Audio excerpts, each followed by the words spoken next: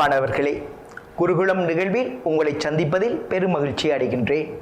காபுதர உயர்தர பரீட்சைக்கு இப்போது தயாராகி கொண்டிருப்பீர்கள். இந்நிலையில் உங்களை சொல்லியல் என்னும் பகுதியில் நான் சந்திக்கின்றேன். முதலில் சொற்கள் குறித்து நோக்குவோம். பண்டைய இலக்கணங்கள் தமிழ் மொழி சொற்களை இலக்கண வகமை அடிப்படையில் 4 வகைகளாகவும் செய்யுளுக்கே உரிய வகமை அடிப்படையில் 4 வகைகளாகவும் பிரிக்கின்றன. மனிதனின் கருத்து பரிமாற்ற கருவியாக அமைவது மொழி. அம்மொழியின் அனைத்து செயற்பாடுகளுக்கும் மூலமாக அமைவது சொல். ஒரு மொழியில் உள்ள எழுத்துக்கள் ஒன்றோ பலவோ இணைந்து பொருள் தரக்கூடியன சொல்லாகின்றன. ஒலியன்களின் சேர்க்கையே சொல்லாகின்றன. சொல்லாவது ஒருவர் தம் கருத்தின் நிகழ் பொருளை பிறருக்கு அறிவித்தற்கும் பிறர் கருத்தின் நிகழ் பொருளை தாம் அறிதற்கும் கருவியாகிய ஒலியாம் என்பார் ஆறுமுக நாவலர். பொருள் தரும் இவ்வொலியன்களையே மொழியியல் வல்லுநர்கள் உருவன்கள் என்கின்றனர். உருவன்கள் ஒன்றோ அல்லது ஒன்றுக்கு மேலோ இணையும் நிலையில் இணைந்து ஒரு பொருளை தருமானால் அது சொல் எனப்படும். உருவன்கள் ஒன்றோ அல்லது ஒன்றுக்கு மேலோ இணையும் நிலையில் இணைந்து ஒரு பொருளை தருமானால் அது சொல் என்று அழைக்கப்படும். நன்னூல் சொல்லதிகாரத்தில் சொல்லின் இலக்கணம் பேரியல், வினையியல், பொதுவியல், இடையியல், உரியியல் ஆகிய 5 பிரிவுகளில் விவரிக்கப்பட்டுள்ளன. இவற்றின் மூலம் சொல்லின் பொது இலக்கண வழக்கு, சொற்பாகுபாடு, பேர்ச்சொல், ஆகுபேர், வேற்றுமை ஆகிய சொல் இலக்கண கூறுகளை நன்னூலார் விவாதித்துள்ளார். முதல் பிரிவான எழுத்து பற்றிய விதிகளும் விளக்கங்களும் எழுத்ததிகாரத்தில் விவரிக்கப்பட்டுள்ளது போல் சொல்லதிகாரம் 2வது அதிகாரமாக நன்னூலில் அமைந்துள்ளது. பெயர், வினை, உரி, இடை என்னும் 4 சொற்களும் தனித்தனி இயல்களாக விளக்கப்படுகின்றன. இயற்சொல், திரிசொல், திசைச்சொல், வடசொல் என்னும் 4 வகைகளும் தொடக்கத்தில் விளக்கப்பட்டுள்ளன. எல்லா சொற்களும் பொதுவான செய்திகள் பொதுவியலானது. இவற்றையே நன்னூலாரின் சொல்லதிகார அமைப்பு கோட்பாடுகளாக நாம் கொள்ளலாம். சொல்லின் பொது இலக்கணம் ஓர் எழுத்து தனித்தோ ஒன்றுக்கு மேற்பட்ட எழுத்துக்கள் தொடர்ந்து நின்றோ ஒரு பொருளை தருமாயின் அது சொல்லெனப்படும். சொல்லின் பொதுவிலக்கணம் என்பது ஒரு எழுத்து தனித்தோ ஒன்றுக்கு மேற்பட்ட எழுத்துக்கள் தொடர்ந்து வந்தோ ஒரு பொருளை தருமாயின் அது சொல்லெனப்படும். சொல்லின் பொதுவிலக்கணம். சொல் என்பது ஒரு மொழி, தொடர்மொழி, பொதுமொழி என்னும் 3 பிரிவுகளை உடையது. இருதிணை ஐம்பால் பொருளை உணர்த்துவது, மூவிடங்களை உணர்த்துவது, பிற பொருளை உணர்த்துவதோடு தன்னையும் உணர்த்தி நிற்பது சொல்லாகும். உலக வழக்கு, செய்யுள் வழக்கு என்னும் 2 நிலைகளில் பொருள் உணர்த்தும். பொருளை வெளிப்படையாகவும் குறிப்பாகவும் சொல் உணர்த்தி நிற்கும். சொற்களின் வகைகள் பற்றி பார்ப்போம். சொல் இலக்கண ஆசிரியர்கள் சொற்களை பேர்ச்சொல், வினைச்சொல், இடைச்சொல், உரிச்சொல் என 4 வகையாக வகைப்படுத்தினர். சொல்லெனப்படுவ பேரின் வினையன் 1002 என்ப அறிந்திசினோரே என்பது தொல்காப்பியர் கூற்று. இவ்வகையில் பேர்ச்சொல், வினைச்சொல் என்ற 2ஐயும் சொல் என அடையாளப்படுத்திய தொல்காப்பியர் இடைச்சொற்கிளவியும் உரிச்சொற்கிளவியும் அவற்றுள் வழி மருங்கில் தோன்றும் என்ப என உரைத்து இடைச்சொல், உரிச்சொல் முதலானவற்றையும் சொல்லென கூறுவார். எனினும் தொல்காப்பியர் நன்னூல் இலக்கண நூல்களில் பேர், வினை என்னும் 2ஐயும் மாத்திரமே முக்கியமான சொல் வகையாக கொள்ளுவர். ஆயினும் அவற்றுக்கு அடுத்த படிநிலையில் வைத்து இடைச்சொல், உரிச்சொல் என்பன நோக்கப்படுகின்றன. இனி நாங்கள் சொல்லின் 3 பிரிவுகளையும் பார்ப்போம். ஒரு மொழி. ஒரு மொழி என்பது சொல் தனித்து நின்று பொருள் உணர்த்துவதாகும். அதாவது நிலம், தீ, பூ, வான், மண் என பல சொற்கள் ஒரு மொழியாகவே விளங்குகின்றன. தொடர்மொழி என்பது 2க்கு மேற்பட்ட சொற்கள் தொடர்ந்து நின்று பொருள் உணர்த்தினால் அது தொடர்மொழி எனப்படும். உதாரணமாக மலர் பறித்து மாலை தொடுத்தார். பொதுமொழி ஒரு மொழியாக நின்று ஒரு பொருளையும் அதுவே பிரிந்து தொடர்மொழியாக நின்று பல பொருள்களையும் தருமாயின் அது பொதுமொழி எனப்படும். ஒரு மொழியாக நின்று ஒரு பொருளையும் அதுவே பிரிந்து தொடர்மொழியாக நின்று பல பொருட்களையும் தருமாயின் அது பொதுமொழியாகும். எடுத்துக்காட்டு, ராமன் தாமரையை கண்டான். தாமரை என ஒரு மொழியாக நிற்கும் பொழுதோ அது மலரையே குறிக்கிறது. அதுவே தாசக மறையென பிரிந்து தொடர்மொழியாக நிற்கும் பொழுது தாவுகின்ற மறையாகிய மானை குறிக்கிறது. ஆகவே இதனை நாம் பொதுமொழி என கூறுவோம். பேரியலுக்கு நாம் இனி செல்லலாம். கண்ணால் காணப்படுவதாகவோ கருத்தால் உணரப்படுவதாகவோ விளங்கும் பொருட்களை குறிக்க பயன்படும் சொல் பேர்ச்சொல்லாகும். பேர்ச்சொல்லாவது பொறிகேட்கும் மனதுக்கும் விடயமாகிய பொருளை உணர்த்தும் சொல்லாம் என ஆறுமுக நாவலர் பரிவிலக்கணப்படுத்துவர். ஆனாலும் பொருளினை சுட்டும் அனைத்து சொற்களும் பேர்ச்சொல்லாகாது. இதனை ஒரு உதாரணத்தினூடாக நோக்குவோம். திரையரங்குக்கு சென்றனர், அங்கு சென்றனர் என்று 2 சொற்கள் அங்கு உள்ளன. இதில் திரையரங்கு என்பது ஒரு இடத்தையே குறிக்கின்றது. எனவே அது பேர்ச்சொல்லாகும். ஆனால் அங்கு என்பது அவ்விடம் என்ற பொருளையே தருகின்றது. எனவே இது இடத்தை குறிப்பதால் பேர்ச்சொல் ஆகுமே எனின் ஆகாது. அங்கு என்ற சொல் பேர்ச்சொற்களை போல வேற்றுமை உருவுகளை ஏற்பதில்லை. மேலும் வாக்கியங்களில் பேர்ச்சொற்கள் பயன்படுத்துவது போல் அங்கை என்னும் சொல்லை பயன்படுத்த முடியாது என அகத்தியலிங்கம் குறிப்பிடுவார். பேர்ச்சொற்களின் பண்புகள். காலம் தோற்றா வேற்றுமைக்கேடனாய் ஆவண பெயரே என்னும் சூத்திரத்துக்கு அமைய பேர்ச்சொற்கள் வேற்றுமையை ஏற்கும். பேர்ச்சொற்கள் காலத்தை காட்டாது. தொழிலல்ல காலம் தோற்றா என்பதற்கு அமைய புறநடையாய் வினையால் அணையும் பெயர் மாத்திரம் காலத்தை காட்டி நிற்கும். பொதுவாக எல்லா பேர்ச்சொற்களும் பேரடைகளை ஏற்கும். உதாரணமாக நல்ல மனிதன், அங்கு மனிதன் என்பது நல்ல என்னும் அடையை ஏற்றுக்கொண்டது. ஆகவே பொதுவாக எல்லா பேர்ச்சொற்களும் பேரடைகளை ஏற்றுக்கொள்ளும். பேர்ச்சொற்கள் எல்லாம் பொதுவாக எண்ணடைகள், சுட்டடைகள், வினா அடைகளை ஏற்கும். உதாரணங்களை பார்ப்போம். ஒரு மனிதன் கொஞ்சம் அன்பு என்பதில் அது எண்ணடைகளை ஏற்று வந்தது. அந்த மரம், இந்த மரம் முதலானவை சுட்டடைகளை ஏற்று வந்தது. எந்த மரம் எனும் பொழுது வினாடைகளை ஏற்று வந்தது.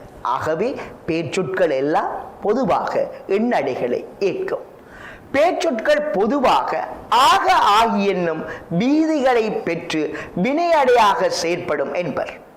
உதாரணமாக மரமாக மரமாகி, மரமாக நின்றான் என்பதில் நின்றான் என்பதன் வினைக்கு அடையாக வந்தது. மரமாகி நின்றான் என்பதில் நின்றான் என்பதற்கு மரமாகி வினையடையாக வந்தது. இளம்புறனர் பயனிலை செப்பலும் பேரின் பண்பாக கூறுவர். இங்கு பயனிலையும் பேர்ச்சொற்களின் ஒரு பண்பாக இளம்புறனர் கூறியுள்ளதை நாம் காணலாம். இரு திணை பற்றி இனி நாம் நோக்குவோம். திணை எனும் சொல் பகுப்பை உணர்த்தும். திணை இரு வகைப்படும். அவை உயர்திணை, அகரிணை என்பனவாகும். மக்கள், தேவர், நரகர் ஆகிய பகுப்பு உயர்திணையின் பாற்படும். எடுத்துக்காட்டாக அரசன், அமைச்சன், மக்கள். மும்மூர்த்திகள் தேவர் உயர்திணை. அரக்கர் என்பது நரகர். பிற உயிர் உள்ளனவும் உயிர் இல்லாதனவும் அகிரிணை எனப்படும் என்பர். அகிரிணைக்கு உதாரணங்கள் பார்ப்போம். மான் உயிர் உள்ளது, வீடு உயிரற்றது. உயர்திணை பகுப்பினில் வரையறை செய்யப்பட்டவை உயிர் நீப்பின் அவை அகிரிணையின் பால் சுட்டப்படும். தொல்காப்பியர் பேர்களை திணை அடிப்படையில் உயர்திணை, அகிரிணை, விரவு திணை என 3ஆக வகைப்படுத்துவர். இனி ஐம்பால் பற்றி பார்ப்போம். பால் என்பது இயல்பு அல்லது தன்மையை குறித்து நிற்கின்றது. அவை உயர்திணை, அகிரிணை ஆகிய இரு திணைக்கும் உரியதாக அமைகின்றது. ஆண்பால், பெண்பால், பலர்பால் என்பது உயர்திணையின் பாற்பட்டும், அதே நேரம் ஒன்றன்பால் பலவின்பால் என்பது அகிரிணைக்கும் உரியதாக வரும். ஆண்பாலுக்கு உதாரணம் சிலவற்றை பார்ப்போம். அவன், மகன், வீரன் என்பது ஆண்பால். பெண்பால் அவள், மகள், தலைவி என்பது. பலர்பால் அவர்கள், புதல்வர்கள் என்பது. ஒன்றன்பால் ஆடு, மாடு, அது என்பது. பலவின்பால் ஆடுகள், மாடுகள் அவை முதலானவற்றை குறிக்கும். விரவு திணை. இவற்றுள் விரவு திணை என்பது உயர்திணைக்கும் அஃறிணைக்கும் பொதுவாக வழங்கும் பெயர்களை விரவு திணை என்பர். அவர் கால தமிழில், அதாவது தொல்காப்பிய கால தமிழில் சாத்தன், சாத்தி ஆகிய சொற்கள் உயர்திணையில் முறையே ஒருவனையும் ஒருத்தியையும் குறிக்க வழங்கின. அதே சமயம் அதுவே அஃறிணையில் எருதையும் பசுவையும் குறிக்க வழங்கின. உதாரணம், சாத்தன் வந்தான் உயர்திணை, சாத்தி வந்தான் உயர்திணை. அதேபோல் சாத்தன் வந்தது என்பது அஃறிணை, சாத்தி வந்தது என்பது அஃறிணை. இவ்வாறு இரண்டு திணைக்கும் பொதுவாக வழங்கப்பட்டு வருகின்ற பெயர்களை விரவு திணை என கூறுவர். இனி நாம் அறுவகை பெயர்களை நோக்குவோம். 6 வகை பெயர்கள் நீங்கள் சிறுவயதிலேயே கற்றிருப்பீர்கள். பொருட்பேர், இடப்பேர், காலப்பேர், சினப்பேர், பண்பு பேர் அல்லது குணப்பேர், தொழிற்பேர் என அது அறுவகைப்படும். பொருட்பேர் பொருளை குறித்து வழங்கும் பெயர்களை பொருட்பேர் என்று கூறுவர்.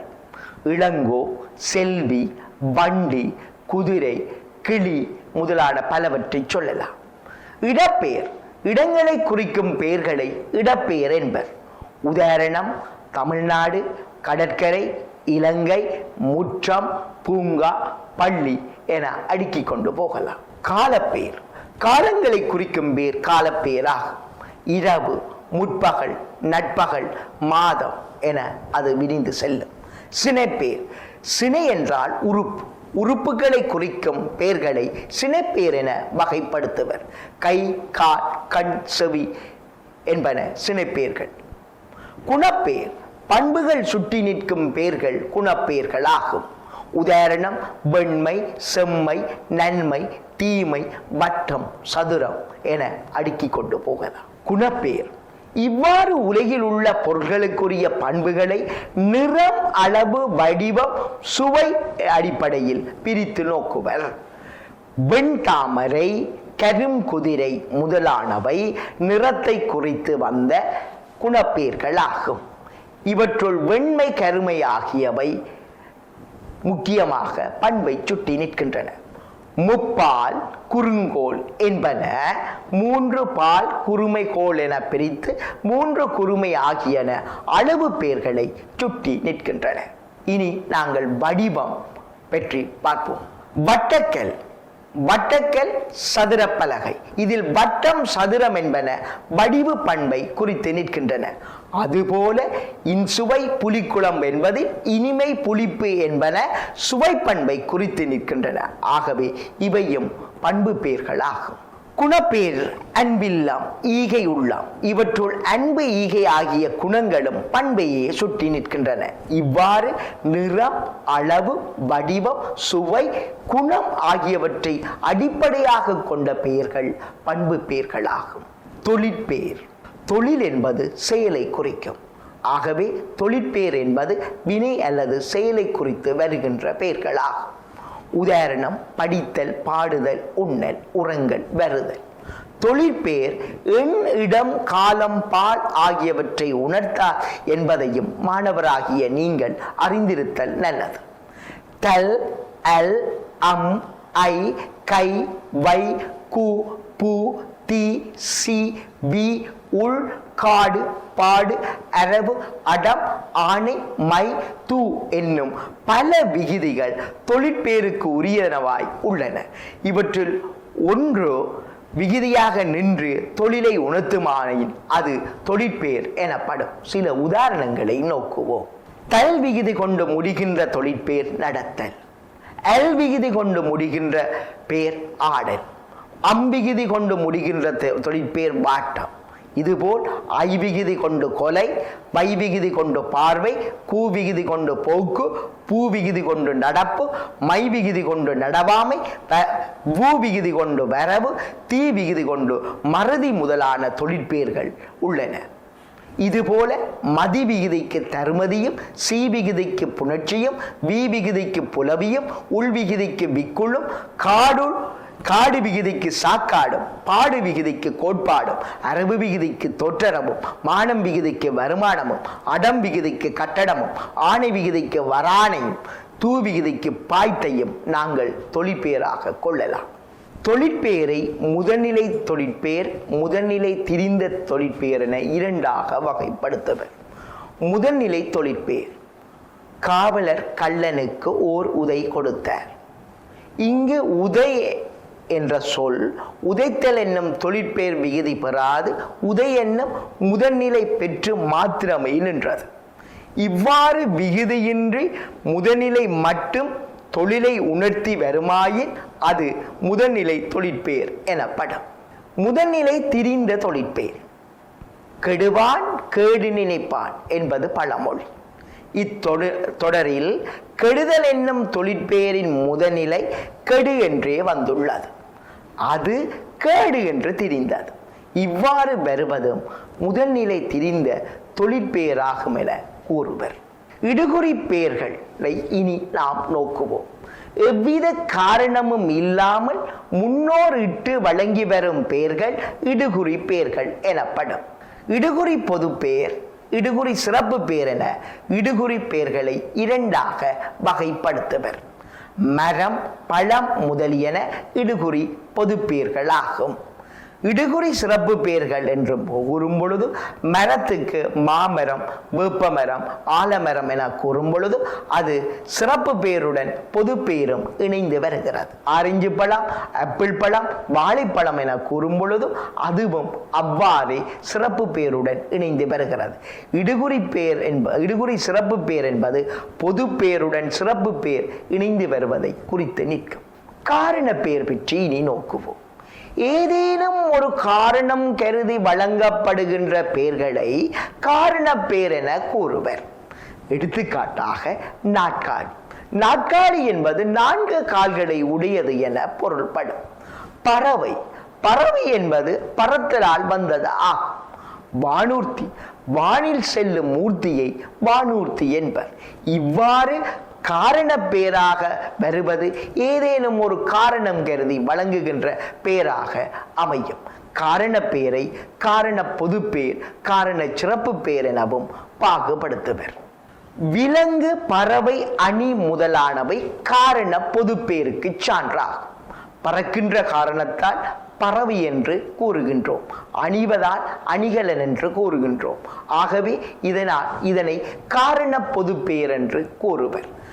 வளை, குண்டலம் போன்ற காரண பெயர்களை காரண சிறப்பு பெயர் என வரைவிலக்கணப்படுத்துவர். வளை என்பது வளைந்து நிற்பதோடு அல்லாமல் அது தனியே காப்பென்பதற்கு ஆதாரமாக அமைகிறது. ஆகவே அதனை காரண சிறப்பு பெயர் என கூறுவர். காரண இடுகுறி பெயர். காரண இடுகுறி பெயராவது காரணம் கருதிய பொழுது அக்காரணங்களை உடைய பல பொருள்களுக்கு செல்வதாயும், காரணம் கருதாத பொழுது இடுகுறியாக நின்று ஒரு பொருளுக்கே அது வழங்கப்படுவதால் அதனை காரண இடுகுறி பெயர் என்பர். பொன் என்பது இடுகுறி பெயர். பொன்னன் என்பது காரண பெயர். அதேபோல் முக்கண்ணன், முள்ளி, கரங்கு என்பன காரண இடுகுறி பெயராகும். 3 கண்களை உடையன என்று வரும்பொழுது அது முக்கண்ணன் என்று வந்து காரண பெயராக அமையும். அதே சமயம் முக்கண்ணன் என்பது விநாயகரையும் சிவபெருமானையும் குறித்து தனித்தனியாக வழங்கப்படும் பொழுது அது இடுகுறியாக வழங்கப்படுகிறது. காரணம் கருதும் பொழுது காரண பெயராகவும், இடுகுறியாக இருக்கும் பொழுது இடுகுறியாகவும் சொல்லுகின்ற பெயர்களை நாங்கள் காரண இடுகுறி பெயர் என்பர். இதேபோல் முள்ளி, கரங்கே என்னும் உதாரணங்களை பாருங்கள். முள்ளி என்பது முள்ளுள்ளதெல்லாம் முள்ளி. ஆகவே இங்கு முள்ளி என்பது காரண பெயர். அதே சமயம் தனியே முள்ளி என்னும் செடிக்கு மாத்திரமே இது வழங்கப்படுவதால் இதனை காரண இடுகுறி பெயர் என கூறுவர். கரங்கு என்பதும் அதுபோல்தான். கரங்கு என்பது சுழற்சியை குறிக்கும். அதே சமயம் அவ்வாறு வரும்பொழுது அதனை காரண பெயர் என்பர். கரங்கு என்பது காற்றாடி என்று தனித்தே வரும் பொழுது அது இடுகுறியாக வழங்கப்படுகிறது. அப்ப காரணம் கருதுகின்ற போது காரண பெயராகவும், இடுகுறியாக வழங்கும் போது இடுகுறி பெயராகவும் நிற்குமாயின் அதனை காரண இடுகுறி பெயர் என கூறுவர். இனி நாங்கள் புரோனவுன் என்று சொல்லப்படுகின்ற மாற்று பெயர்கள் குறித்து பார்ப்போம்.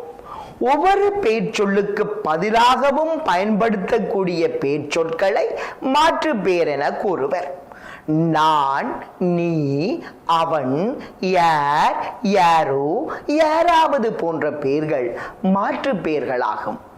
இவற்றை மூவிடப்பெயர், மூவிடமல்லாத பெயர்கள் என இரண்டாக வகைப்படுத்துவர். தன்மை, முன்னிலை, படர்க்கை பெயர்கள் மூவிட பெயர்கள் ஆகும். எந்த ஒரு உரையாடலிலும் 3 விடயங்கள் இருக்கும். 1 கேட்போன், 2 பேசுவோன், 3 பேசப்படும் பொருள். இங்கு பேசுவோரை தன்மை என்றும், கேட்போரை முன்னிலை என்றும், பேசப்படும் பொருளை படர்க்கை எனவும் கூறுவர். இனி தனித்தனியாக நோக்குவோம். பேசுவோரை குறிப்பது தன்மை பெயர் என கூறப்படும். தற்கால தமிழில் நான், நாம், நாங்கள் ஆகிய 3 தன்மை பெயர்கள் காணப்படுகின்றன. பழந்தமிழில் யான், யாம், யாங்கள் ஆகிய பெயர்கள் இடம்பெற்றன. தற்காலத்தில் இவை வழக்கில் இல்லை. தன்மை பெயர்களை தன்மை ஒருமை என்றும் தன்மை பன்மை எனவும் இரண்டாக வகைப்படுத்துவர். தன்மை ஒருமை என்பது நான், யான். தன்மை பன்மை என்பது நாங்கள், நாம். தன்மை பன்மை வேற்றுமை உருவை ஏற்கும் பொழுது எவ்வாறு மாற்றம் அடையலாம் என்பதை மாணவர்களாகிய நீங்கள் அறிந்திருப்பது நல்லது. நான் சக ஐ, என் சக ஐ என வந்து என்னை என பெறும். அப்ப நான் சக ஐ என்னை, நாம் சக ஐ நம் சக ஐ என்று வந்து நெடில் குறைந்து நம் என்று ஒழித்து நம்மை என வரும். நாம் சக ஐ நம்மை அல்லது எம்மை என்றும் கூறலாம். நாங்கள் சக ஐ எங்கள் சக ஐ என்று வந்து எங்களை என்றும் வரும். உளப்பாட்டு தன்மை, உளப்படுத்தா தன்மை பற்றி நாம் இனி பார்க்க விளைவோம். நாம், நாங்கள் இரண்டையும் எடுத்து பார்க்கும் பொழுது பொதுவாக இரண்டுக்கும் இடையில் குறிப்பிட்ட ஒரு வேறுபாடு உண்டு. உளப்படுத்தல் என்பது இணைந்து கொள்ளல் என்று பொருள்படும். பேசுவோன் கேட்போனையும் உள்ளடக்கி பேசுவோன் ஆயின் அதனை உளப்பாட்டு தன்மை பன்மை என கூறுவர்.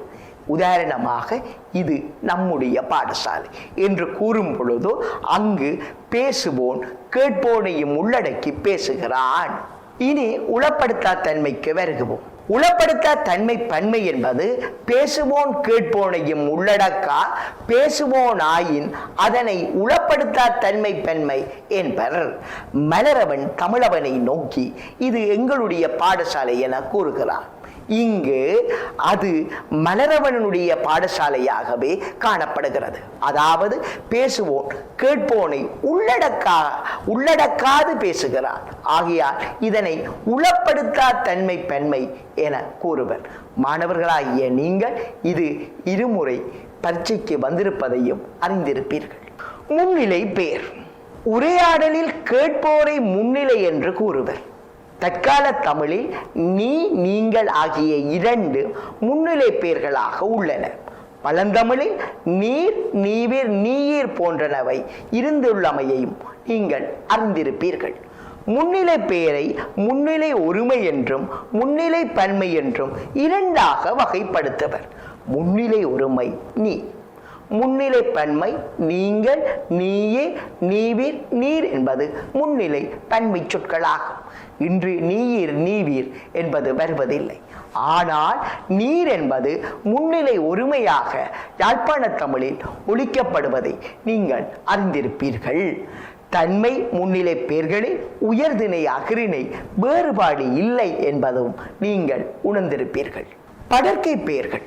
படர்க்கை பெயர்கள் அ, இ ஆகிய சுட்டடியாகவே பிறக்கின்றன. படர்க்கை பெயர்களில் உயர்திணை அகிரிணை வேறுபாடு உண்டு. முன்னிலை தன்மை பெயர்களில் உயர்திணை அகிரிணை வேறுபாடு இல்லை. தன்மை முன்னிலை பெயர்களில் ஆண்பால் பெண்பால் வேறுபாடு இல்லை. ஆனால் படர்க்கை பெயர்களில் இந்த வேறுபாடு உண்டு. முன்னிலை பெயர்கள் போல் படுக்கை பெயர்களிலும் மரியாதை உணர்த்தும் பெயர், மரியாதை உணர்த்தா பெயர் என 2 வகையாக வகைப்படுத்தி ஆய்வு செய்வாரும் உளர். படர்க்கை பெயரில் அடுத்ததாக படர்க்கை ஒருமை, படர்க்கை பன்மை பற்றி பார்ப்போம். தன்மை முன்னிலை அல்லாது பிறர் அல்லது பிற பொருளை குறிப்பது படர்க்கை எனப்படும் என்பது மாணவர்களாகிய உங்களுக்கு விளங்கி இருக்கும். அதாவது பேசப்படுவதை அல்லது பேசப்படுவோரை குறித்து வருவது படர்க்கை எனப்படும். இதனை படர்க்கை ஒருமை, படர்க்கை பன்மை என இரண்டாக வகைப்படுத்துவர். படர்க்கை ஒருமை என்பது படர்க்கையில் ஒருவர் அல்லது ஒரு பொருளை குறிப்பதை படர்க்கை ஒருமை என்பர். அவன் வந்தான், அவள் வந்தாள், அது வந்தது என்பதில் அவன் அவள் அது என்பது படர்க்கை ஒருமை ஆகும். படர்க்கை பன்மை படர்க்கையில் பலர் அல்லது பல பொருளை குறிப்பதை படர்க்கை பன்மை என்பர். உதாரணமாக அவர்கள் வந்தனர், அவை வந்தன. இவர் அவர் ஆகிய படர்க்கை பெயர்கள் தற்காலத்தில் மரியாதை பொருளில் ஒருமையில் மட்டுமே வழங்கப்படுவதை நாம் காணலாம். இவை எழுத்து தமிழிலும் ஆண் பெண் இருபாலருக்கும் பொதுவாகவே வழங்கப்படுகின்றன. இனி இந்த சாட்டை பாருங்கள். உயர்திணை ஆண்பால், அண்மை சுட்டாக இவன், சேமை சுட்டாக அவன். உயர்திணை பெண்பால் படர்க்கை பெயர், அண்மை சுட்டாக இவள், சேமை சுட்டாக அவள். உயர்திணை படர்க்கை பெயர், மரியாதை ஒருமை, இவர் அவர். பலர்பால் இவர்கள் அவர்கள் உயர்திணையில் வரும். அகிரிணை ஒருமை, இது அண்மை சுட்டாக வருகிறது, அது சேமை சுட்டாக வருகிறது. அகிரிணை பன்மை, இவை என்பது அண்மை சுட்டாக வருகிறது, சேமை சுட்டாக அவை என்பது வரும். மூவிட பெயர் அல்லாத மாற்று பெயர்கள் பற்றி இனி நாம் நோக்குவோம். படர்க்கை தச்சுட்டு பெயர். கான், தாம், தாங்கள் ஆகியன படர்க்கை தச்சுட்டு பெயராகும். தற்காலத்தில் எழுவாய் பெயரை சுட்ட பயன்படும் மாற்று பெயர்களையே படர்க்கை தச்சுட்டு பெயர்களாக வருகின்றன. இவை படர்க்கையில் மட்டுமே வரும். இவை முறையே உருவு ஏற்கும் போது தன், தம், தங்கள் என வடிவ மாற்றம் கொள்கின்றன. தான் சக ஐ, தன்னை என வரும். அதாவது தன் சக ஐயாக வரும். தான் என்ற நெடில் கெட்டு தன் என்று வரும். அதேபோல் தாம் சக ஐ, தம்மை என்று வரும். அதாவது தா என்ற நெடில் கட்டு தம் என வரும். தாங்கள் சக ஐ, தங்களை என்று வரும். அதாவது தா என்னும் நெடில் கட்டு தா என்று வரும். ஆகவே இதை நீங்கள் மாணவர்களாகிய நீங்கள் அறிந்திருப்பது மிக்க நல்லது. படர்க்கை தச்சுட்டு பேர். இவை பால் வேறுபாடு காட்டாது. உயர்திணை, அகிரிணை, ஆண்பால், பெண்பால் ஆகியவற்றுக்கோ பொதுவாகவே வரும்.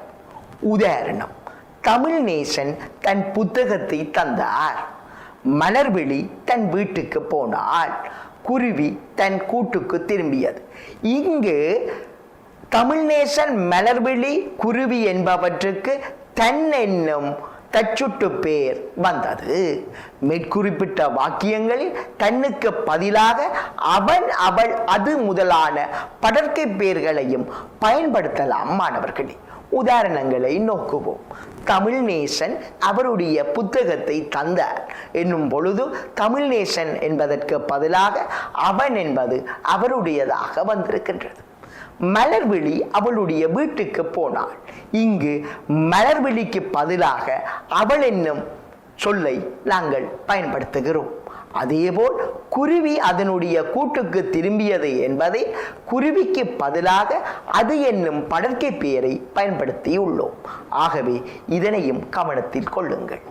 இனி நாங்கள் இன்டரோகேட்டிவ் ப்ரோனவுன்ஸ் என்று சொல்லப்படுகின்ற வினா பெயர்களை நோக்குவோம். பதிலீடு பெயர்களில் மூன்றாவது வகையாக இந்த வினா பெயர்கள் அமைகின்றன. அதாவது மாற்று பெயர்களில் மூன்றாவது வகையாக வினா பெயர்கள் அமைகின்றன.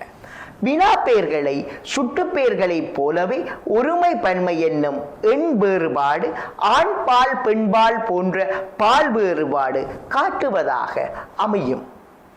உயர்திணை வினாப்பெயர்கள், அகிரிணை வினாப்பெயர்கள் என வினாப்பெயர்களை இரண்டாக வகைப்படுத்துவர். உயர்திணை யார், எவன், எவள், எவர், எவர்கள் என்பது உயர்திணைக்குரியது. இதேபோல் அகிரிணைக்கு உரியதாக என்ன, எது, எவை, எத்தனை, எவ்வளவு போன்ற வினாப்பெயர்களை பயன்படுத்துகின்றோம். வினாப்பெயர்கள் யார் என்னும் வினாப்பெயர் பற்றி இனி நாம் கொஞ்சம் விரிவாக நோக்குவோம். யார் என்னும் உயர்திணை வினாப்பெயரை தவிர ஏனைய வினாப்பெயர்கள் ஏ என்னும் வினா அடியாகவே பிறந்தவை. என்ன எவை என்னும் வினாப்பெயர்களை தவிர ஏனையவை வேற்றுமை உருவு ஏற்கும் பொழுது படிவ மாற்றம் பெறுவதில்லை. வினாப்பெயர்கள் சாரியையும் ஏற்பதில்லை. யாரை, எவனை, எவளை, எவரை, எவர்களை என்று கூறும் பொழுது அது ஐயுருவை ஏற்று வந்தது. இது தவிர எவை, எவற்றை, எவற்றால், யாது, யாவை போன்ற வினாப்பெயர்களும் பயன்பாட்டில் இன்று வழங்கப்படுவதை நாம் காணலாம். யாது, யா, யாவை என்னும் வினாப்பெயர்கள் அஃறிணைக்கே உரியன. இவற்றுள் யாது என்பது அஃறிணை ஒருமை பெயரையே குறித்து வரும். யா, யாவை என்பன அஃறிணை பன்மை பெயரை குறித்து வந்தன.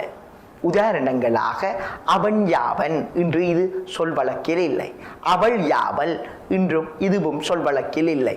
ஆனால் அவர் யாவர், அது யாது, அவை யாவன என்பது இன்றும் சொல் வழக்கில் உண்டு. வினாப்பெயர் வினாப்பெயர் அடியாக பிறக்கும் வேறு மாற்று பெயர்களும் உள்ளன. அந்த வகையில் வினாப்பெயரோடு ஓ என்னும் விகுதியை சேர்ப்பதால் யாரோ, எவனோ, எவளோ, எவரோ, எவர்களோ, என்னவோ, எதுவோ, எவையோ, எத்தனையோ, எவ்வளவோ முதலான மாற்று வினாப்பெயர்கள் உருவாகின்றன. வினாப்பெயரோடு ஆவது என்னும் விகுதியை சேர்ப்பதால் யாராவது, எவனாவது, எவராவது, எவர்களாவது, எவ்வளவாவது, என்னாவது, எதுவாவது, ஏழாவது, எவையாவது, எத்தனையாவது என்று மாற்று பெயர்கள் உருவாகின்றன.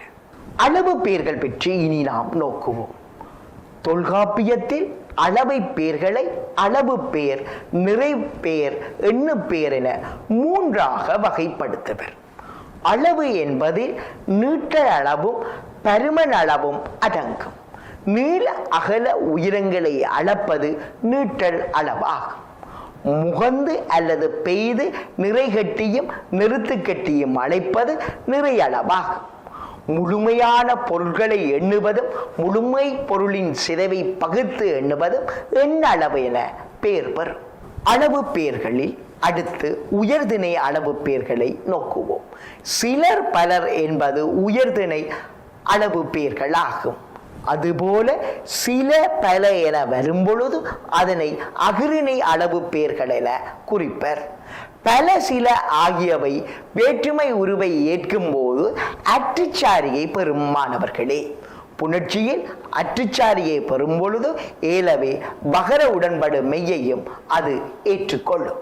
இதுபோல் சில சக ஆள் சிலவற்றால் என்று சொல்லும் பொழுது சில சக அற்று சக ஆள் என வரும். அவ்வாறு வரும்பொழுது சிலவற்றால் என்று கூறுவர். இங்கு அற்றுச்சாரியை பெற்று வந்ததை நீங்கள் கண்டிருப்பீர்கள். பல சக ஐ பலவற்றை, இங்கும் அற்றுச்சாரியை வந்து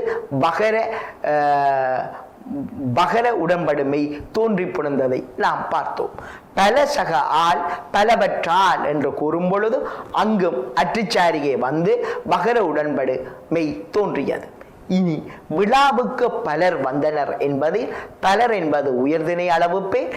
எனது ஆடுகள் சில இறந்தன என்று கூறும் பொழுது சில என்பது அஃறிணை அளவு பெயர் என்பதையும் முன்னர் கண்டிருந்தோம். இனி நாம் ஆக்கப்பெயர் பற்றி நோக்குவோம். ஆக்கப்பெயர் என்றால் என்ன? பரீட்சைக்கு பல சமயம் வந்த வினாக்களில் இதுவும் ஒன்று. பெயருடன் அல்லது வினையடியுடன் விகுதி சேர்த்து உருவாக்கப்படும் பெயர்கள் ஆக்கப்பெயர் எனப்படும்.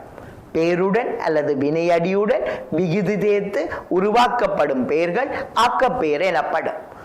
தொழில், முதல், நோய் என்பன பெயர் சொற்கள் மாணவர்களே. இவற்றோடு ஆளி என்னும் விகுதியை சேர்த்து தொழிலாளி, முதலாளி, நோயாளி என்ற சொற்களை உருவாக்கி கொள்ளலாம். இதனையே ஆக்கப்பெயர் என்பர். ஆக்கப்பெயர் எவ்வாறு உருவாகின்றது என்பதற்கு சில உதாரணங்களை எடுத்து காட்டி நோக்குவோம். பெயரோடு இயல் என்னும் விகுதி சேர்த்து பல்வேறு ஆக்கப்பெயர்களை உருவாக்கி கொள்ளலாம். அவ்வகையில் புவி சக இயல் புவியியல், மனை சக இயல் மனையியல் என்று அது வரும். இதுபோல சாலி என்னும் விகுதியோடு பேரை சேர்த்து ஆக்கப்பேரை உருவாக்கலாம். புத்திசாலி என்னும் பொழுது புத்தி சக சாலி என்னும் விகுதி சேர்ந்து புத்திசாலி உருவாயிற்று. திறமை சக சாலி என்னும் விகுதி சேர்ந்து திறமைசாலி உருவாயிற்று. இதுபோல பெயர் சக காரன் என்னும் ஆக்கப்பேரோடு சேர்ந்து பல்வேறு ஆக்கப்பேர்களை உருவாக்கி கொள்ளலாம். போலீஸ் சக காரன் போலீஸ்காரன் என்றும், தபால் சக காரன் தபால்காரன் என்றும், மீன் சக காரன் மீன்காரன் என்றும் வரும். அதுபோல பேரோடு காரி என்னும் விகுதியை இணைத்தும் ஆக்கப்பேர்களை உருவாக்கி கொள்ளலாம். மீன் சக காரி மீன்காரி, கடன் சக காரி கடன்காரி என்றும் காரி என்னும் விகுதி சேர்த்து ஆக்கப்பேர் உருவாகும். இனி பிற இதுகளை பார்ப்போம். அதாவது துவம், இயம், ஆளன் முதலான வீதிகள் சேர்த்து உருவாக்கப்படுகின்ற ஆக்கப்பேர்களை இனி நோக்குவோம். முதலாளி என்னும் பேர் சொல்லுடன் துவம் என்ற விகுதி சேர்த்து முதலாளித்துவம் என்னும் ஆக்கப்பேர் உருவாகின்றது. சமம் என்னும் பேருடன் துவம் என்னும் விகுதி சேர்த்து சமத்துவம் என்னும் ஆக்கப்பேர் உருவாகிறது. பேர் என்னும் பேர்ச்சொல்லோடு இயம் என்ற விகுதி சேர்த்து மார்க்ஸ் சக இயம் மார்க்சியம் என்ற ஆக்கப்பேரையும், பெண் சக இயம் பெண்ணியம் என்ற ஆக்கப்பேரையும், லெனின் சக இயம் லெனினியம் என்ற ஆக்கப்பேரையும் நாம் உருவாக்கி கொள்ளலாம். இதேபோல் பேர்ச்சொல்லுடன் ஆளன் என்ற விகுதியை சேர்த்து எழுத்தாளன், பேச்சாளன், திறனாய்வாளன் என்ற ஆக்கப்பேர்களை உருவாக்கி கொள்ளலாம். ஆக்கப்பேரில் இனி வினை அடியோடு விகுதி சேர்த்து உருவாக்கப்படுகின்ற ஆக்கப்பேர் பற்றி நோக்குவோம். வினையோடு இச்சி என்ற விகுதி சேர்த்து பல்வேறு ஆக்கப்பேர்களை நாம் உருவாக்கி கொள்ளலாம். மலர் சக இச்சி மலர்ச்சி என்றும், தேர் சக இச்சி தேர்ச்சி என்றும் ஆக்கப்பேர் உருவாகின்றன. இதேபோல் இச்சி விகுதியோடு உணர் என்றதை சேர்த்து உணர்ச்சி என்ற சொல்லையும் உருவாக்கி கொள்ளலாம். வினை அடியோடு சி விகுதி சேர்த்து பல்வேறு ஆக்கப்பேர்கள் உருவாகின்றன. மாணவர்களே, முயல் சகசி முயற்சி என்றும், கான் சகசி காட்சி என்றும், மீள் சகசி மீட்சி என்றும் அது ஆக்கப்பேராக உருவாகும். இதுபோல இப்பு ஐ விகுதிகளை கொண்டு தொழிற்பெயர் ஆக்கப்பேர்களை நாம் உருவாக்கி கொள்ளலாம். அந்த வகையில் வினையோடு இப்பு விகுதி சேர்ந்து ஆக்கப்படுகின்ற பெயர்களாக கடுப்பு, துடிப்பு, வெடிப்பு முதலான ஆக்கப்பெயர்கள் வருகின்றன. அதுபோல வினையோடு ஐ விகுதியை சேர்த்தும் ஆக்கப்பெயர்களை உருவாக்கி கொள்ளலாம். தடு சக ஐ தடை என்றும், உடு சக ஐ உடை என்றும், கொல் சக ஐ கொலை என்றும் புணரும். இனி வினையோடு வி இச்சல் அல் விகுதி கொண்டு ஆக்கப்படுகின்ற பெயர்களை நாம் நோக்குவோம். கல் சக வி கல்வி, அங்கு கல் என்ற வினை சொல்லோடு வி விகுதி சேர்த்து கல்வி என்ற ஆக்கப்பேர் உருவாயிற்று. கேள் சக வினையோடு வி என்னும் விகுதி சேர்த்து கேள்வி என்னும் ஆக்கப்பெயர் உருவாயிற்று. வினை சொல்லோடு இச்சல் விகுதியை சேர்க்கும் பொழுதும் ஆக்கப்பெயர்கள் உருவாகும். விளை சக இச்சல் விளைச்சல் என்றும், புகை சக இச்சல் புகைச்சல் என்றும் வரும். அவ்வாறு வரும் பொழுது வினையோடு இச்சல் விகுதி சேர்த்து ஆக்கப்பட்ட பெயர்கள் ஆகும். இதுபோல வினையோடு அல் விகுதி சேர்த்து பெரும்பாலான ஆக்கப்பெயர்கள் உருவாகின்றன. சேரல் சேர் சகல், பொறியல் பொறி சகல், நழுவல் நழுவு சகல். ஆகவே இச்சொற்கள் வினையோடு அல்விகுதி சேர்த்து உருவாக்கப்பட்ட ஆக்கப்பெயர்கள் ஆகும். இனி நாங்கள் கூட்டுப்பெயர்கள் பற்றி நோக்குவோம். கம்பவுண்ட் நவுன்ஸ் என்று சொல்லப்படுகின்ற கூட்டுப்பெயர் பற்றி இனி பார்ப்போம். இரண்டு அல்லது பல சொற்களை இணைத்து உருவாக்கப்படும் பெயர் சொற்களை கூட்டுப்பெயர் என்பர். கூட்டுப்பெயர் பெயரோடு பெயர் சேர்ந்தோ அல்லது வினையோடு பெயர் சேர்ந்தோ உருவாகும் பெயர்களாகும். பேரும் பேரும் சேர்ந்து உருவாகின்ற கூட்டுப்பெயர்களை இனி நாம் பார்ப்போம். வான் சக ஒளி, அங்கு வான் பெயர்ச்சொல் ஒளி பெயர்ச்சொல். வான் ஒளி என்ற இரு பெயர்ச்சொற்கள் சேரும் பொழுது வேறு ஒரு புதிய கூட்டுப்பெயர் உருவாகின்றது, அதுதான் வானொலி. நீர் சக ஏரி என்று கூறும் பொழுது நீரேரி என்ற கூட்டுப்பெயர் உருவாச்சு. இனி வினையோடு பெயர் சொற்களை சேர்த்து கூட்டுப்பெயரை உருவாக்கலாம். ஏவு சக கணை ஏவுகணை என்பதில் ஏவு என்பது வினை, அதேபோல் கணை என்பது பெயர். ஆகவே வினையும் பெயரும் கொண்டு ஏவுகணை என்பது உருவானது. பரிசகம் முதல் என்பதில் பறிமுதல் என்பது கூட்டு பெயர். பரி என்பது வினை, முதல் என்பது பெயர், வினையும் பெயரும் சேர்ந்து பறிமுதல் உருவாச்சு. சுடுகாடு, சுடு என்பது வினையடி, காடு என்பது பெயர். ஆகவே சுடுகாடு உருவாயிற்று. இனி ஒன்றுக்கு மேற்பட்ட பெயர்களால் உருவாக்கப்படுகின்ற பல கூட்டு பெயர்கள் வழக்கில் உள்ளன. உதாரணமாக பல்கலைக்கழகம், பல் சக கலை சக கழகம், பல்கலைக்கழகம். இலங்கை போக்குவரத்து சபை என்று சொல்லும் பொழுது இலங்கை போக்குவரத்து சபை என்று 3 சொற்களால் உருவான பெயராக இலங்கை போக்குவரத்து சபை காணப்படுகிறது.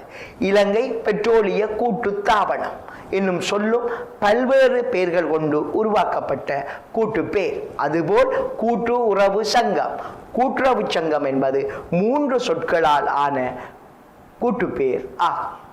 இனி மிகவும் முக்கியமான ஒரு வினாவுக்கு வருகின்றோம். அதாவது வினையால் அணையும் பெயர். வினையால் அணையும் பெயர் குறித்து பல்வேறு வினாக்கள் வினாவப்பட்டுள்ளன. அந்த வகையில் பார்ட்டிசிபிள் நவுன் என்று சொல்லப்படுகின்ற வினையால் அணையும் பெயர் பற்றி நோக்குவோம். வினையடியாக பிறந்து வினையையும் காலத்தையும் வினைபுரியும் கர்த்தாவையும் உணர்த்தும் பெயர் வினையால் அணையும் பெயர் எனப்படும். வினையடியாக பிறக்க வேண்டும், வினையையும் உணர்த்தோனும், காலத்தையும் உணர்த்தோனும், வினைபுரியும் கர்த்தாவையும் உணர்த்தி வருகின்ற பெயர்களையே வினையால் அணையும் பெயர் என கூறுவர். உதாரணம் வந்தவன், வந்தவள், வந்தவர்கள், வந்தது, வந்தவை. இவை யாவும் வினையால் அணையும் பெயர்களாகும். அங்கு அது இறந்த காலத்தை காட்டி நின்றது. அதேபோல் வினைபுரியும் கர்த்தாவாகிய அவன், அவள், அவர்கள், அது, அவை என்பன வந்துள்ளன. ஆகவே வினையடியாக பிறந்து வந்து வாழ்கின்ற வினையடியாக பிறந்தது. வாழ்கின்ற வினையடியாக இந்த பெயர்கள் பிறந்துள்ளன. 2வது காலமாகிய இறந்த காலத்தை காட்டியுள்ளன. 3வது வினை புரியும் கர்த்தாவை உணர்த்தி வந்தன. ஆகவே வினையடியாக பிறந்து வினையையும் காலத்தையும் வினைபுரியும் கர்த்தாவையும் உணர்த்தும் பெயர்களை வினையால் அணையும் பெயர்கள் என கூறுவர். வந்தவனை வந்தவனால், வந்தவனுக்கு, வந்தவனிடம், வந்தவனுடைய முதலான வினையால் அணையும் பெயர்கள் வேற்றுமை உருவை ஏற்று வந்துள்ளன. இவை பழந்தமிழிலேயே அதிகம் வந்துள்ளமையை காணலாம். அதேபோல் செய்யாதவன், செய்யாதவள், செய்யாதவர்கள், செய்யாதவர், செய்யாதது, செய்யாதவை போன்ற எதிர்மறை வினையால் அணையும் பெயர்களும் வழக்கில் உள்ளதும் ஆனவர்களே. இனி நாங்கள் ஆகு பெயருக்கு வருவோம். ஒன்றனது பெயர் தனக்குரிய பொருளை உணர்த்தாமல் அதனுடைய தொடர்புடைய வேறொரு பொருளுக்கு தொன்று தொட்டு ஆகி வருமாயின் அது ஆகு பெயர் எனப்படும். பிரிதொரு வகையில் கூறுவதானால் ஒன்றின் பெயர் பிரிதொன்றுக்கு தொன்று தொட்டு ஆகி வருமாயின் அதனை ஆகு பெயர் என்பர் என இன்னொரு வகையிலும் கூறிக்கொள்ளலாம். உதாரணமாக உலகம் சிரித்தது, என் பள்ளி வென்றது என்னும் சொற்களை பாருங்கள். இவற்றில் உலகம், பள்ளி என்ற இடப்பெயர்கள் தங்களுடைய இடத்தை உணர்த்தாமல் முறையே உலகில் உள்ள மக்களை உணர்த்தி நின்றது. உலகம் சிரித்தது என்பது அங்கு மக்கள் சிரிக்கின்றனர் என்ற பொருளில் அமைந்தது. அதேபோல் என் பள்ளி வென்றது, அதாவது என் பாடசாலை வென்றது என்று பார்ப்போமானால் அங்கு பாடசாலையில் உள்ள மாணவர்களையே அது குறித்து நின்றது.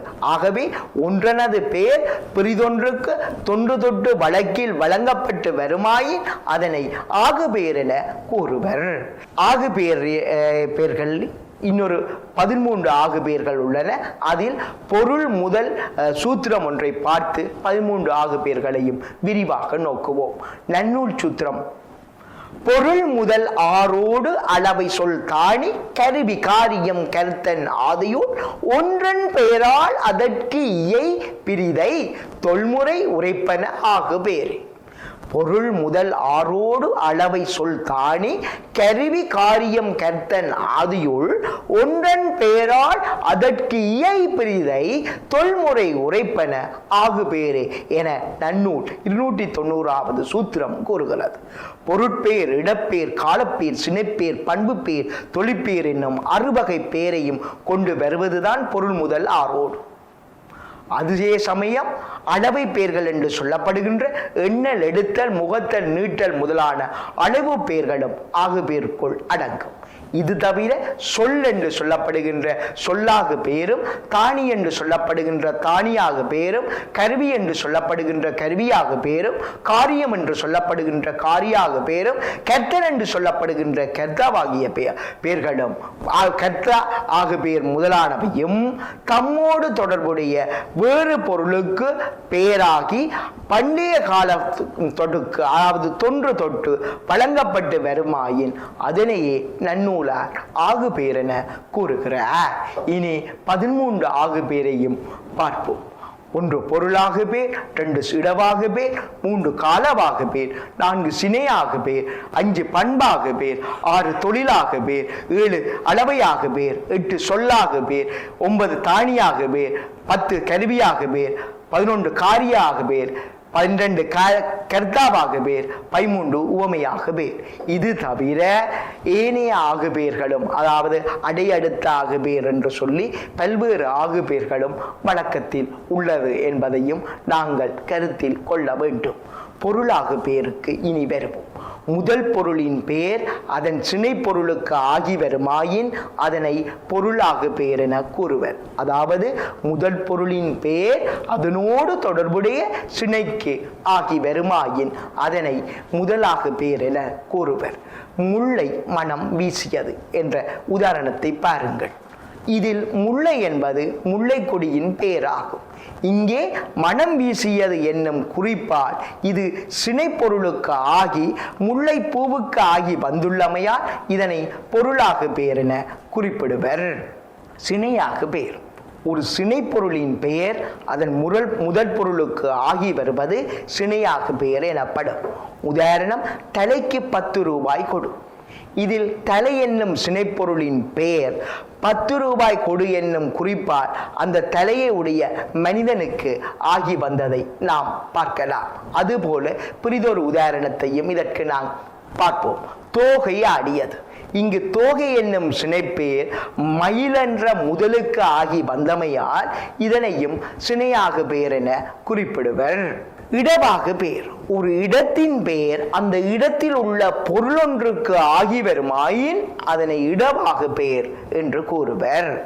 மாஜனா வென்றது என்ற சொல்லை பாருங்கள். அங்கு மாஜனா என்னும் பாடசாலை அங்குள்ள மாணவருக்கு ஆகி வந்தது. இதுபோல ஊர் சிரித்தது. இதில் ஊர் என்னும் இடப்பேர் சிரித்தது என்னும் குறிப்பால் ஊரில் உள்ள மக்களுக்கு ஆகி வந்தது. இதனையே இடவாகு பேர் என குறிப்பிடுவர். இனி காலவாகு பெயர் பற்றி பார்ப்போம். ஒரு காலத்தின் பெயர் அந்த காலத்தோடு தொடர்புடைய பொருளொன்றுக்கு ஆகி வருமாயின் அதனை காலவாகு பெயர் என கூறுவர். கார் அறுவடை ஆயிற்று. இதில் கார் என்பது காலப்பெயர். இங்கே அறுவடை ஆயிற்று என்னும் குறிப்பால் இது கார்காலத்தில் விளையும் பயிருக்கு ஆகி வந்துள்ளதையும் நாம் பார்க்கலாம். பண்பாகு பெயர் ஒரு பண்பின் பெயர் அப்பண்புடைய பொருளுக்கு ஆகி வருவது பண்பாகு பெயர் எனப்படும். இது குணவாகு பெயர் என்றும் வழங்கப்பெறும். இனிப்பு உண்டான். இதில் இனிப்பென்னும் சுவை பண்பின் பெயர் அச்சுவை கொண்ட பொருளுக்கு ஆகி வந்துள்ளதையும் நாம் காணலாம். தொழிலாகு பெயர் ஒரு தொழிலின் பெயர் அத்தொழிலால் அமைந்த பொருளுக்கு ஆகி வருவதை தொழிலாகு பெயர் என்பர். இங்கு சுண்டல் உண்டான் என்னும் சொல்லை பாருங்கள். சுண்டல் என்னும் தொழிற்பேர் அந்த தொழிலால் அமைந்த பிரிதொரு பொருளுக்கு ஆகி வந்துள்ளது. அதாவது கடலை உண்டான், சுண்டல் உண்டான். அதேபோல் பொறியியல் உண்டான் என்னும் சொல்லை பார்ப்போமானால் பொறியியல் என்னும் தொழிற்பேர் அத்தொழிலால் அமைந்த கிழங்கு பொறியியலையோ மீன் பொறியியலையோ குறித்து வந்தது. ஆகவே ஒரு தொழிலின் பேர் அதனோடு தொடர்புடைய பிரிதொன்றுக்கு ஆகி வருமாயின் அதனை தொழிற்பெயர் என கூறுவர். இனி அளவையாக பேரை நாம் பார்ப்போம். எண்ணல், எடுத்தல், முகத்தல், நீட்டல் முதலிய அளவு பெயர்களையே மாணவர்களே அளவையாக பேர் என கூறுவர். எண்ணல் அளவையாக பெயர் என்றால் என்ன என்றால் எண்ணல், எடுத்தல், முகத்தல், நீட்டல் முதலிய அளவு பெயர்களை அளவையாக பெயர்கள் என கூறுவர். இனி எண்ணல் அளவையாக பெயர் என்றால் என்னவென்பதை பார்ப்போம். ஒரு எண்ணல் அளவையின் பெயர் அந்த எண்ணிக்கையில் உள்ள பொருளுக்கு ஆகி வருவதை எண்ணல் அளவையாக பெயர் என கூறுவர். உதாரணம் ஒன்றை பார்ப்போம். ஒன்று பெற்றால் ஒளிமயம். இதில் ஒன்று என்னும் எண்ணல் அளவை பெயர் அந்த எண்ணுள்ள பொருளுக்கு அதாவது குழந்தைக்கு ஆகி வந்திருப்பதால் இதனை எண்ணல் அளவை ஆகு பெயர் என கூறுவோம். எடுத்தல் அளவை ஆகு பெயர். ஓர் எடுத்தல் அளவையின் அந்த அளவுள்ள பொருளுக்கு ஆகி வருவது எடுத்தல் அளவையாக பெயராகும். அதாவது கிலோகிராமில் வருவதைத்தான் நாங்கள் எடுத்தல் அளவை என கூறுவோம். 3 கிலோ வாங்கி வா என கூறும் பொழுது அங்கு கிலோ என்பது அளவை பெயர். இந்த அளவை பெயர் மாவுக்கோ அரிசிக்கோ சீனிக்கோ ஆகி வருமாயின் அதனையே எடுத்தல் அளவை ஆகு பெயர் என கூறுவர். முகத்தல் அளவை ஆகு பெயர். ஒரு முகத்தல் அளவையின் பெயர் அந்த அளவுள்ள பொருளுக்கு ஆகி வருவது முகத்தல் அளவையாக பெயராகும். அதாவது லீட்டர், மில்லி லீட்டரில் வருவதை நாங்கள் முகத்தல் என கூறுவோம். 5 லிட்டர் வாங்கி வா என கூறும் பொழுது இதில் லிட்டர் என்னும் முகத்தல் அளவையின் பெயர் அந்த அளவுள்ள மண்ணெண்ணெயோ அல்லது தேங்காய் எண்ணெயோ அல்லது மரக்கறி எண்ணெய்க்கோ ஆகி வந்துள்ளமையால் அதனை முகத்தல் அளவை ஆகு பெயர் என கூறுவோம். நீட்டல் அளவை ஆகு பெயர். ஒரு நீட்டல் அளவையின் பேர் அந்த அளவுள்ள பொருளுக்கு ஆகி வருவது நீட்டல் அளவையாக பெயர் எனப்படும். 2 மீட்டர் தாருங்கள் என கூறும் பொழுது இதில் மீட்டர் என்பது அளவு பேர். அந்த 2 மீட்டர் என்று சொல்லும் பொருள் என்னவென்றால் அது துணியாக இருக்கும் அல்லது ஒரு பொலித்தீனாக இருக்கலாம். ஆகவே ஒரு அளவையின் பேர் அந்த அளவுள்ள பொருளொன்றுக்கு ஆகி வரும் பொழுது அங்கு அதனை நீட்டல் அளவையாக பேர் என கூறுவர். சொல்லாகு பேர். சொல்லை குறிக்கும் பேர் சொல்லை குறிக்கும் பேர் சொல்லோடு தொடர்புடைய பிரிதொன்றுக்கு ஆகி வருமாயின் அதனை சொல்லாகு பேர் என கூறுவர். இந்த உரை எனக்கு நன்கு பாடம் அல்லது இந்த உரை நான் வாசித்துள்ளேன் என்று வரும் பொழுது அங்கு உரை என்னும் சொல் அந்த உரையால் அமைந்த நூலுக்காகி வந்தது என்பதை கவனத்தில் கொள்ளல் வேண்டும். காணியாக பேர். காணி என்பது சார்ந்த இடத்தை குறித்து வரும், அதாவது தானத்தை குறித்து வரும். ஒரு இடத்தில் உள்ள பொருளின் பேர் அதாவது தானியின் பேர் அது சார்ந்திருக்கும் தானத்துக்கு ஆகி வரும் ஆயின் அதனை தானியாக பேர் என்பர். ஒரு இடத்தில் உள்ள பொருளின் பேர் அதாவது தானியின் பேர் அது சார்ந்திருக்கும் தானத்துக்கு ஆகி வருமாயின் அது தானியாக பேர் என்பர். அடுப்பில் இருந்து பாலை இறக்கென ஒரு வசனம் வருகிறது. இதில் பால் என்பது அது சார்ந்திருக்கும் பாத்திரத்தையும் குறித்து நிற்கிறது. பாலை இறக்கு என்றால் பால் இருக்கும் பாத்திரத்தை இறக்கென்றே பொருள்படும். கருவியாக பேர். ஒரு கருவியின் பேர் அக்கருவியால் ஆகும் பொருளுக்கு ஆகி வருவது கருவியாக பேர் எனப்படும். நான் குறள் படித்தேன். இதில் குறள் என்பது குறள் வெண்பாவை குறிக்கும் சொல். ஆனால் இங்கே குறள் வெண்பாவால் ஆக்கப்பட்ட பாக்களை கொண்ட திருக்குறளையே அது குறித்து நிற்கிறது. ஆகவே ஒரு குறள் என்னும் கருவியின் பேர் அக்கருவியால் அமைந்த திருக்குறளுக்கு ஆகி வருவதால் இதனை கருவியாக பேர் என கூறுவர். காரியாக பேர். ஒரு காரியத்தின் பேர் காரணத்துக்கு ஆகி வந்தால் அதனை காரியாக பேர் என கூறுவர்.